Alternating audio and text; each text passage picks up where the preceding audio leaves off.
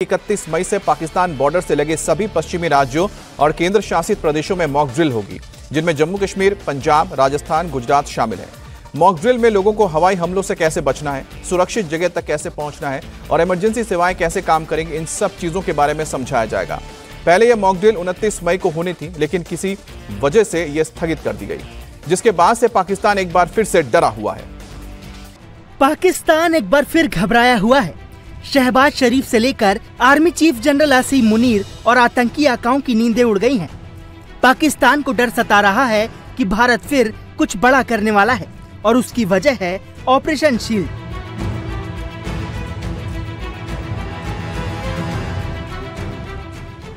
दरअसल operation shield के तहत पाकिस्तान की सीमा से सटे राज्यों में 31 मई को मॉक ड्रिल होनी है। ऐसे में पाकिस्तान को लग रहा है कि भारत मॉक ड्रिल के बहाने फिर कोई बड़ा एक्शन ना ले ले। ऑपरेशन शील्ड के लिए मॉक ड्रिल पहले 29 मई को होनी थी, लेकिन प्रशासनिक कारणों के चलते इसे स्थगित कर दिया गया और अब मॉक ड्रिल की नई तारीख 31 मई तय की गई है। अब दूसरी civil defence mock drill Jammu Kashmir, Punjab, Rajasthan, Gujarat, Haryana और चंडीगढ़ में होगी। ऑपरेशन सिंदूर जो है इट इज स्टिल ऑनगोइंग। सरकार का ऑफिशियल पोजीशन है इट इज स्टिल ऑनगोइंग। तो इसके तहत एक ऑपरेशन शील्ड है। ऑपरेशन शील्ड होता है कि जो आपकी सिविल डिफेंस की तैयारियां हैं उनको अपन पूरी चाक चौबंद रखें।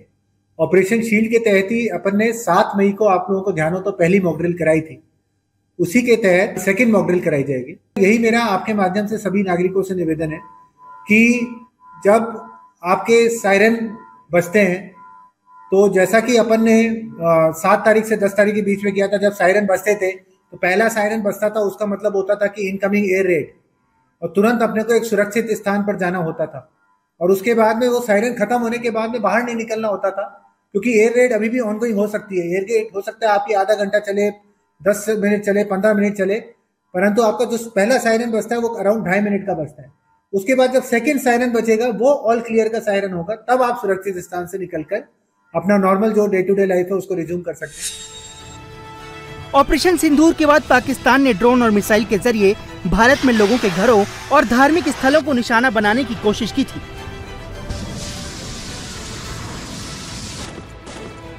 पाकिस्तान के इन हमलों को भारतीय सेना ने नाकाम कर दिया था, लेकिन मॉक ड्रिल की वजह से लोगों में आई जागरूकता काफी कारगर साबित हुई थी। ऑपरेशन शील्ड के तहत कल होने वाली मॉक ड्रिल को पीएम मोदी के उस बयान से भी जोड़ा जा रहा है जिसमें उन्होंने कहा है कि ऑपरेशन सिंदूर अभी खत्म नहीं हुआ है, सिर्फ स्थगित किया गया है। 21वीं सदी में भारत नए सामर्थ्य के साथ समृद्धि की नई गाथा लिख रहा है।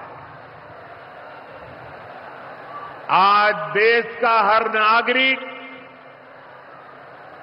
भारत को विकसित राष्ट्र बनाने के लिए जुटा है, दिन रात जुटा है।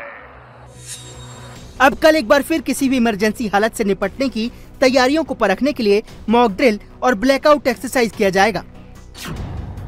इसमें हवाई हमलों से बचाव, लोगों को सुरक्षित जगहों तक पहुंचाना, सुरक्षा बलों की त्वरित प्रक्रिया और इमरजेंसी सेवाओं की तत्परता का आकलन किया जाएगा। हर एक जिले में 7 प्रकार के सिम्युलेशंस, अलग अलग हमें एक सिचुएशन सिनारियो समस्या क्रिएट करके उसमें एक मॉक ड्रिल करना है। जैसे सबसे पहले एक साइलेंट या जनरल रिकॉल करना होगा जितने भी हमारे सिविल डिफेंस के वॉलंटियर्स हैं।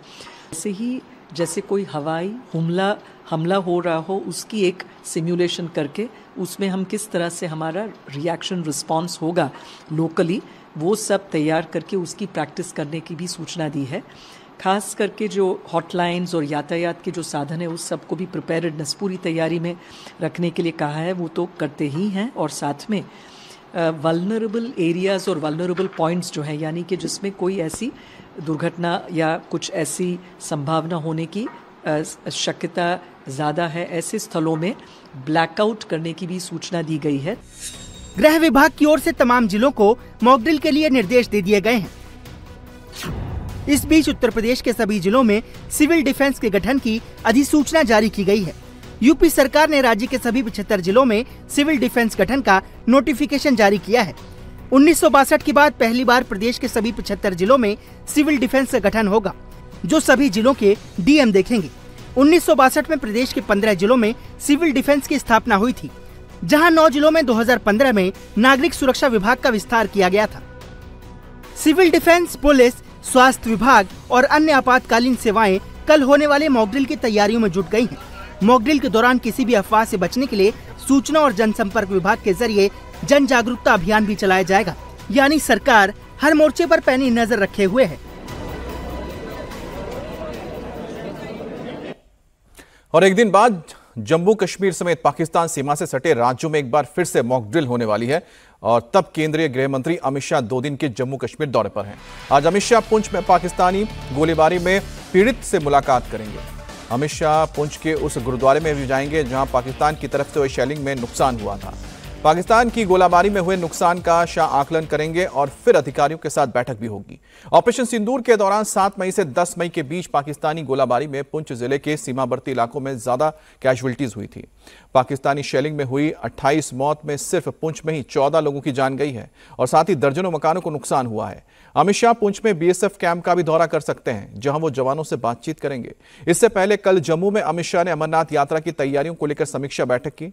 इस हाई लेवल मीटिंग में जम्मू कश्मीर के एलजी मनोज सिन्हा के अलावा आर्मी चीफ उपेंद्र द्विवेदी, केंद्रीय गृह सचिव, मुख्य सचिव अटल डुल्लू, सशस्त्र बलों और खुफिया एजेंसियों के प्रमुख भी मौजूद थे। पहलगाम आतंकी हमले के बाद अमरनाथ यात्रा को लेकर सिक्योरिटी बहुत ज्यादा बढ़ा दी गई है। ऑपरेशन सिंदूर के बाद गृह मंत्री अमित शाह का यह पहला जम्मू कश्मीर का दौरा है। जम्मू में गृह मंत्री अमित शाह ने 3 जुलाई से शुरू हो रही अमरनाथ यात्रा की तैयारियों की सिक्योरिटी को लेकर हाई लेवल मीटिंग की है। पवित्र अमरनाथ यात्रा की तैयारियां जोर शोर से चल रही हैं। पहलगाम आतंकी हमले के बाद इस बार तीर्थ यात्रियों की यात्रा को सुरक्षित और आरामदायक बनाने के लिए कई बड़े कदम भी उठाए गए हैं। खासतौर पर इस बार तीर्थ यात्रियों के ठहरने के लिए कंक्रीट के शेल्टर बनाए जा रहे हैं। ये कंक्रीट के शेल्टर अमरनाथ यात्रा के बेस कैंप बालटाल और पहलगाम के नुनवान बेस कैंप में बनाए जा रहे हैं।